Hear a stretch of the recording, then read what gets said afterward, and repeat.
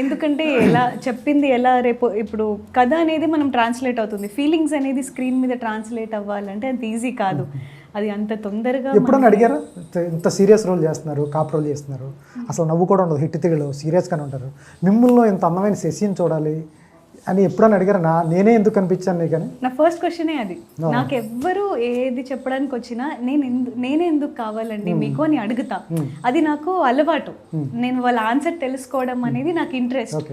ఎందుకంటే అందులో వచ్చే ఫీడ్బ్యాక్ చాలా బాగుంటుంది అనిపిస్తుంది. మనల్ని ఒకళ్ళు మనకి కథ చెప్పడానికి వచ్చినప్పుడు డైరెక్టర్, సో సాయిని అడిగిన ఫస్ట్ క్వశ్చన్ అదే, నేనే ఎందుకు శశి మీకు నాలో ఎలా కనిపించింది అని. ఈ సెట్ అసలు శైలేష్కి మిమ్మల్ని కాప్ క్యారెక్టర్లో ఎలా పెట్టాలనిపించింది అన్నారు ఆయన, సాయి మోహన్. మీరు